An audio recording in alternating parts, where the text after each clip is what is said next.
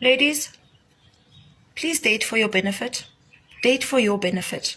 Your benefit is a better life, a better lifestyle, children who are taken care of, who have a stable father financially, even if he's not stable emotionally, but financially, your children go to private schools, they get the best of everything. Okay, because these men are dating for their benefit, and we all know their benefit is sex. Okay, there's studies that have shown most women reach the age of 35 without ever coming. Okay, most women have never orgasmed. Most women are faking it in bed. I think 80% of women fake it in the bedroom. There is no benefit for us in the bedroom. Okay, our benefit is becoming mothers, which is a lifelong fulfillment. But the actual sex itself, it just benefits men. And because they benefit from us, we too should benefit from them. Get what you can, go scam. Scam him if you must. Scam him if you must, go. The role of women, be the home.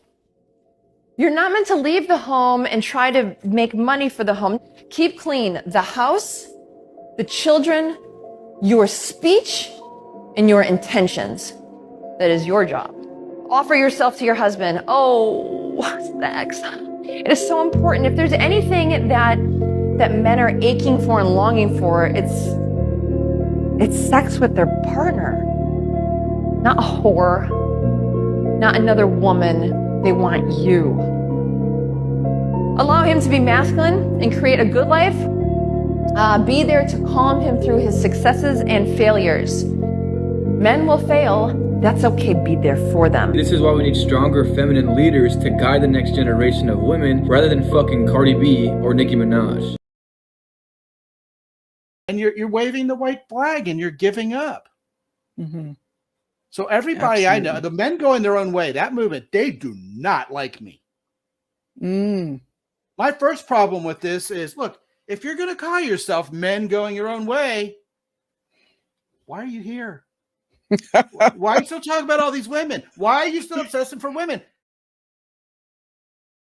Why men are checking out of society and relationship. Hey, what's up, everybody? This is one of the coolest of the Government Club podcast. So the topic for this week, why are men going their own way? So I was going to give you guys a explanation of why men are going their own way, but I found this video of this woman who had a great breakdown of why men are going their own way, so I'm gonna let her take it away. People don't go where they're unwanted, and everybody always puts the blame and shame on men for everything that has gone wrong in society. A woman wants a man who is emotionally available and sensitive, but if a man expresses his sensitivity, he is told that he has a fragile ego. If a man wants to defend himself against a woman, she will shame him into being quiet by saying he's either too aggressive or he has toxic masculinity. If a woman says something offensive, she is protected. If a man says something... Anyways, whether you agree or disagree, I invite you for this week's live show. We have a great panel. See you guys there. Facts over feelings.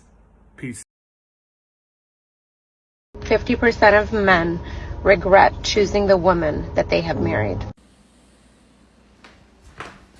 Hold on.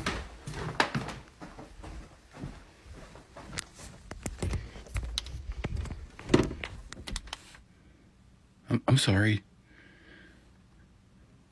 Did you say we could choose?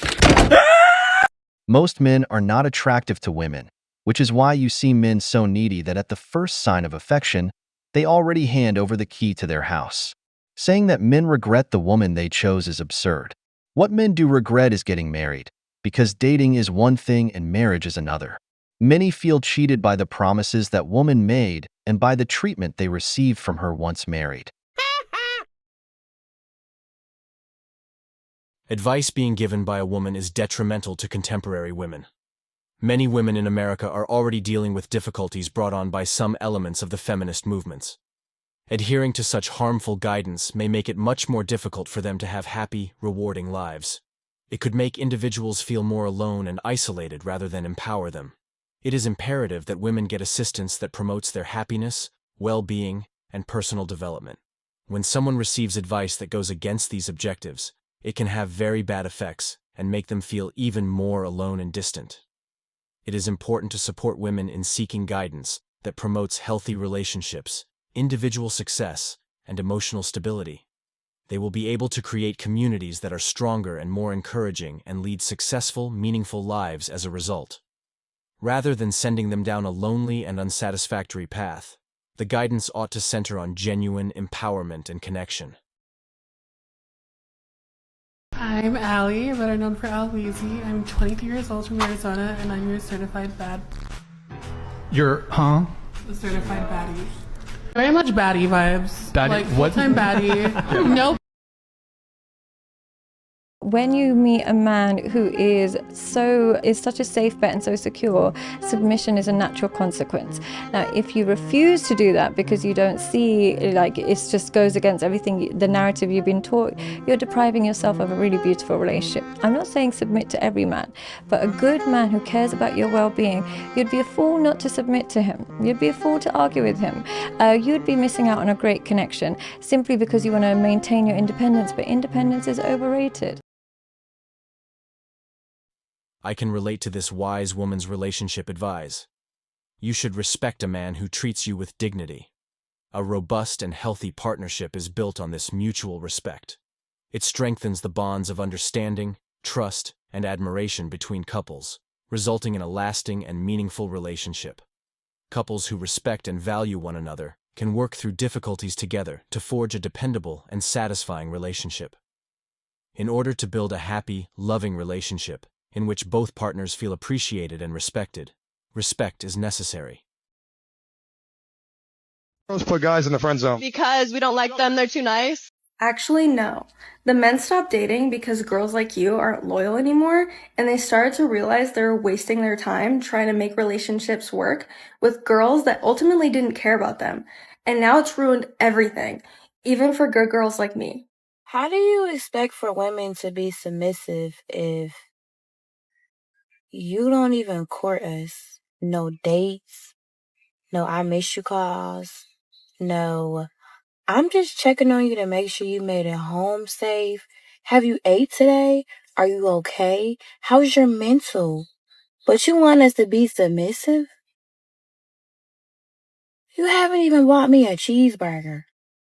But you want me to be submissive? If you are laying in that man's bed and you start to think to yourself, what's he thinking about? Does he like me? Go home. Get up and go home. Yes, he likes you, otherwise you wouldn't be over at his house right now.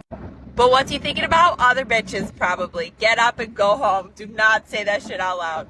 If a man is so blessed about paying for your dates, he's just not gonna be a good provider. It just shows his character. A good provider will not mind paying for the dates. That's his mentality.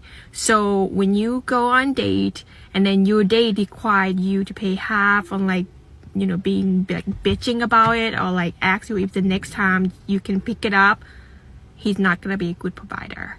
So when you marry them, he's gonna do the thing like that original content creator mentioned. Whenever you ask him for $10, he's gonna be bitching about it, he's gonna be complaining about it. You think you want to deal with that the rest of your life? No. So you want to find a good provider, and it shows on the dates. They will want to pay for the dates. What kind of world do we live in where a normal, regular girl cannot find just a regular guy out here to date?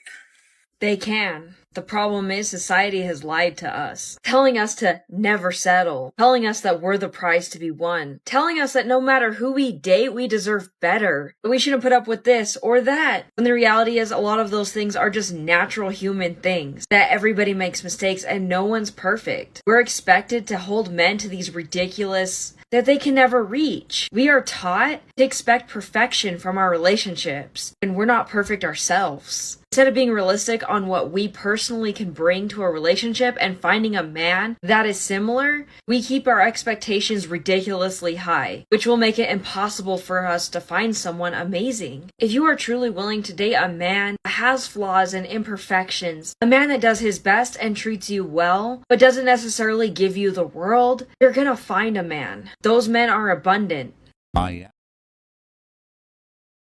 Because they see it as a reflection of a man's character. Women are frequently hesitant to pay for their first meal on dates. But in my opinion, these expectations really disclose more about the ladies. This way of thinking emphasizes the traditional values they uphold, which many contemporary women don't appear to share. equality, and shared responsibility are important concepts in the modern society. The advancement of gender equality may be hampered by the expectation that men should always pay. Please do not model your lifestyle after her. Thank you very much. And that's from the Christian man. Not judging you. That's fine. But if you ever want to get married, there's a lot of young girls out there who want to get married someday. If pictures of yourself doing sexual things are all over the internet, your husband and your kids will not appreciate that. What are your kids going to think of this? I think Northwest is doing just fine. Northwest. Yeah, she's living her life. Kanye's. And given the option between a mom who has porn on the internet versus one who doesn't have porn on the internet, I would prefer if all of my friends couldn't see my mom fucking other dudes and sucking their dicks. I still consider myself a Christian. She was hot, I still consider myself a Christian. I believe that Jesus died on the cross for my sins. Well, first of all, I want to say I am not a Christian. I'm a Muslim. But I have something to say. Jesus Christ died on the cross for her sins. If somebody dies for you, for your sins, it doesn't mean you need to do that again. As much as I know, in Christianity, you cannot sin. In any other religion, sin is not okay.